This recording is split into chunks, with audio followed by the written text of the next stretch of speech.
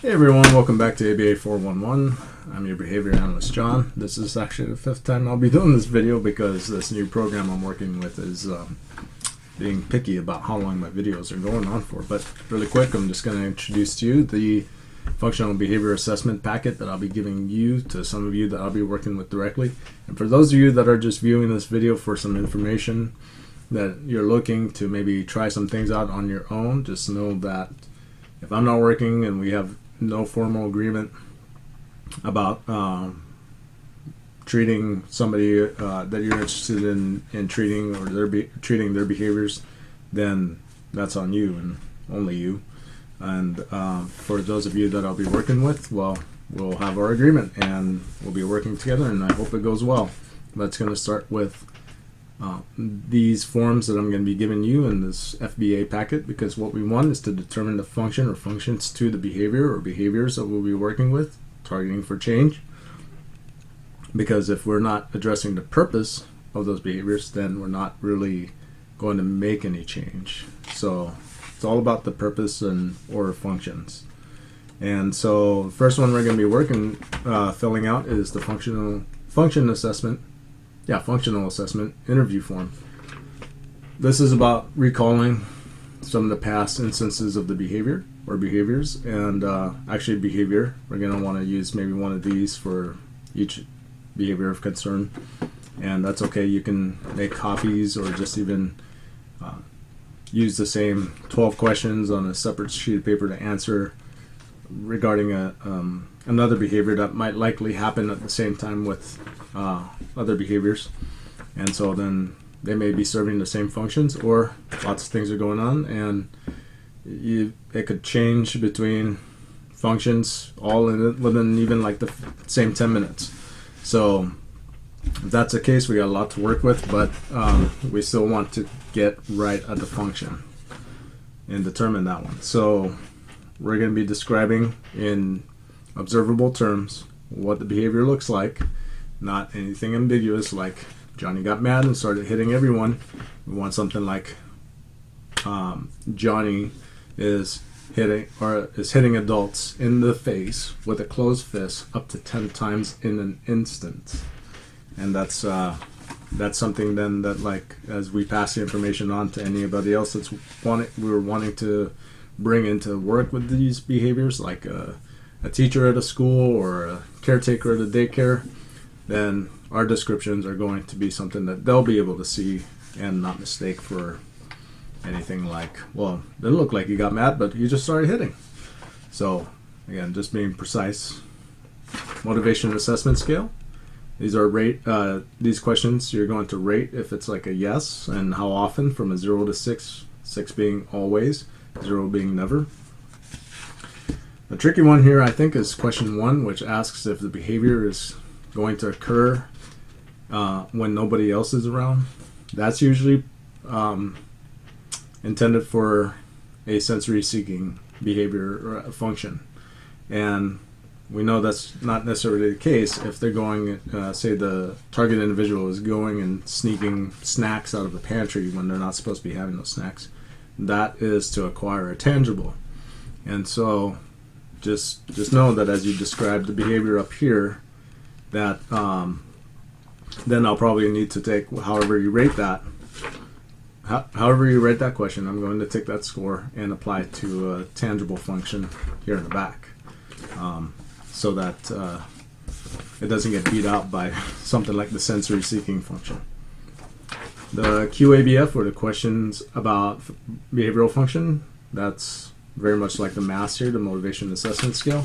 So these two are going to be working together in just supporting each other in determining from an indirect observational standpoint what the behavior or behaviors functions are likely to be.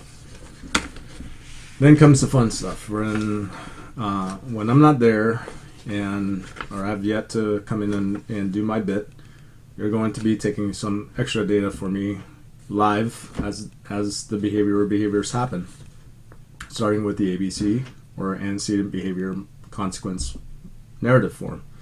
You're going to mark the time and the date of when your first observation is occurring of the behavior, of when the behavior is occurring.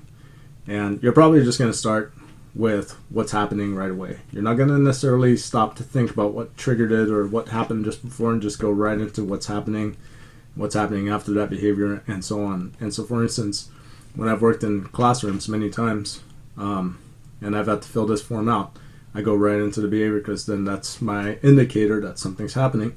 And so, like, for instance, student A starts to bang on his desk. Consequence of that is he gets some attention. Teacher tells him to stop. I don't write down attention, I just say, teacher says stop. Then likely it's going to kind of go like this. And then, so the next thing he does is starts rocking his table and making more noises, his desk. And then teacher tells him to leave the classroom. Next behavior then is student starts to verbalize some very naughty things I'm not going to say in this video. Consequence of that is teacher picks up the phone, calls for the principal to escort student out of the classroom. Consequence of that, or a behavior in response to that, because that probably triggered it, that consequence probably triggered it, is then student gets up from his seat, leaves the seat, walks around the classroom, destroying classroom materials. Consequence of that is principal comes into classroom, escorts student out. Now, if nothing else happening after that, I stop right there, then I backtrack to the antecedent or the trigger to that behavior, right? It's not always necessarily a trigger. Sometimes it's things that help prime the individual to exhibit that behavior. Teacher presents math lesson number blah, blah, blah, asks student to complete 5 work problems out of the workbook. See how that works? That all could happen within 10, 15 minutes. And that filled up 1 page, sometimes front and back. So I would just keep going even on the blank side, and that's why I've given you 2. If I would just say, though, if more is happening within a day than in a 15-minute span, keep writing it down in this fashion, using a blank notebook somewhere, so long as maybe it's clear and concise. I can probably break down ABCs on something that's written out of a lined notebook, but keep going. But yeah, like within a 10-15 minute span, I could be likely filling out even 2-3 of these, because so much is happening off of one setup and trigger, right? So I hope you see how that works. Don't feel pressured to put everything in 3 cells in 1 row. I'm not expecting that to be the case. You can keep going as long as it's descriptive. And later we're going to be then I'm going to ask you to use this one. Now, this is one I'm going to have to put into a separate video. It's pretty dense to explain, but this is the functional assessment observation form. It's a great tool that sets up getting a lot of good baseline data on like where the behavior is in terms of its levels, like frequency, duration, intensity, and then we're going to even times of the day they occur. And then probably later we can turn this into a tracking sheet for collecting data on how well the intervention is going. I've been able to do that because I feel like it's interchangeable using the same tool. It's great stuff. Another way to also do that, to track better baseline data, and then also later for intervention purposes or data collecting purposes, is this continuous ABC monitoring form, where I list all the known antecedents, all the behaviors I'll be looking out for and working with, all the consequences that are typically delivered in that chain, the intervention when it comes down to it later, the interventions that are going to be used to address those behaviors, and any other happenings on the side. And if it's like things like being struck, dealing with physically aggressive behaviors, then I'm marking on this diagram here where that's happened, all in one instance for one sheet, date, time, and leaving room for notes.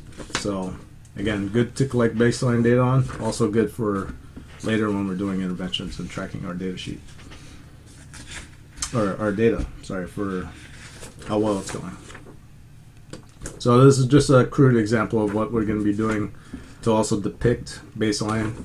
It's not necessarily this is typically designed for percentage, here 10, 20 to 100, but for baseline we're going to be working with certain levels, whether it's duration, frequency, and then we're just going to be plotting those through either dates or times of the day, plotting those and seeing how, where prior to intervention, where that where that data lies, where the levels of the behaviors are, and then later as we start an intervention, we collect the data on tracking how well the intervention is going and plot those now here in terms of success out of typically in a percentage fashion, and then plotting those, and then we compare those side by side. There's other ways to do to compare how well the intervention is going, and then when you take that away, where the levels of the behaviors are when you remove that. But this is one way to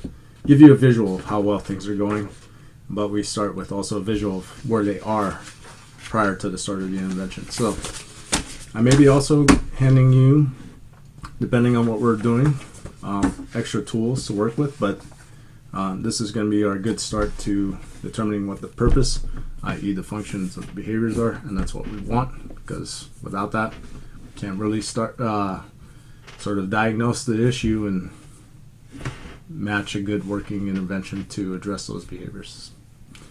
All right, so I hope you enjoyed this one, and that again, look out for those upcoming videos to talk about those other forms in detail, and any other videos to give you a better understanding of the ABA science.